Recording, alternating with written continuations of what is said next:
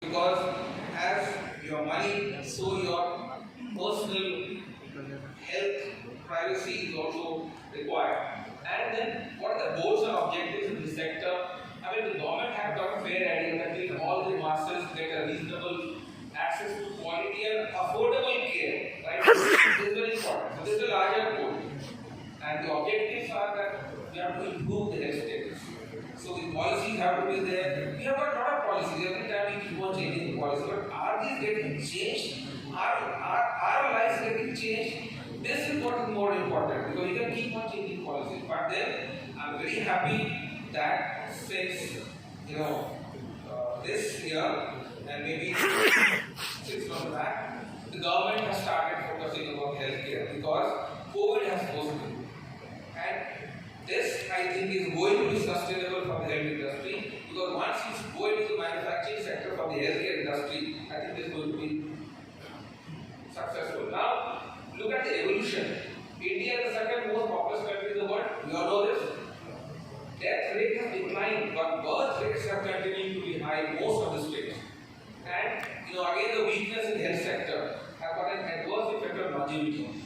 We all used to know that 57 years is the age, beyond that you will not live. Bullshit now.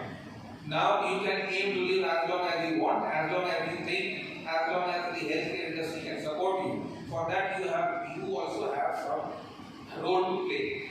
Now look at this, the graphical representation of secondary care centers, PSC and all those things.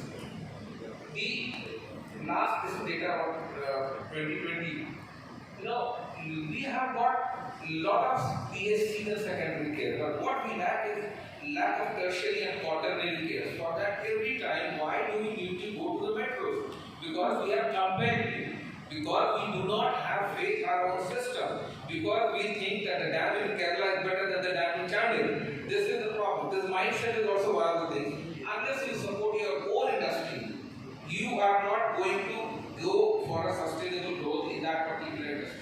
So you have to put your house in order and have faith on the system. I think Ravish is nodding, he is agreeing.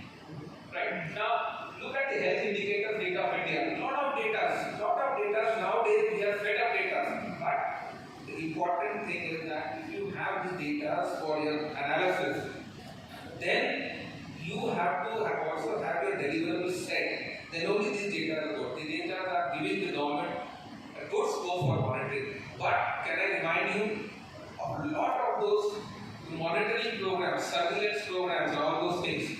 Many of these diseases have slightly taken a backseat, leprosy control, malaria control.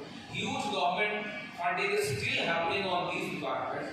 Rather, I think the sustainable thing would be not only for Jharkhand but the entire country also. Now start shifting these fundings to lifestyle diseases. India is sitting on a time bomb.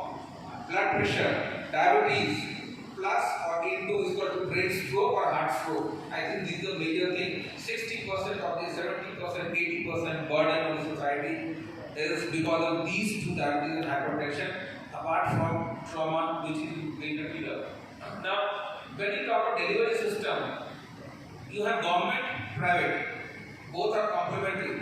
Can you imagine private sector is still taking care of about more than 80% of the healthcare delivery in the country? And now, all of you are from the various sectors. Government has been a service provider, be it through telephones or railways or all those things. But now government is shifting from service provider to being a regulatory authority. But healthcare is still going to be, because government has to play a role being a service provider, because the poor people, they cannot have access to the affordable healthcare or the quality healthcare in private hospitals, and they have to go to government hospitals. Don't you think the vast majority that people we have in India are poor or unaffordable? Or rather, I say many times, a person becomes unaffordable after spending everything in a private hospital or when you go to. So insurance is very important nowadays. Your healthcare is going to be sustainable only when everyone is provided. You have to go for an insurance. You find out whichever is good. Government is also now trying to shift its responsibility by getting a third-party insurance. But these third-party insurance, how miserably they have failed, we have seen. seen in Ayushman Bharat, I was talking about it. And the private sector, they have got very happy that you have got a person who has got no degree in the villages. They are the major service providers taking care of loose motion, headache and all kinds of things. They give. So we do not have an infrastructure, but it is sustainable still in a very slipshod manner in villages or those areas where we do not have access to the infrastructure. So what is important here? The private sector, wherever they are, the private clinics and all, they have to improve their level of care. The level of responsibility has to improve. So this rural healthcare system, by definition, what we have the 30-bedded CHC and then PHC and all those things go up this way. Then you have referral centers, medical colleges, southern hospitals, medical colleges, all. But look at the government spending on southern. They make buildings, but can you see any of the buildings being occupied? I've seen many buildings not occupied. It has been occupied by some street dogs or cows or something like that. Same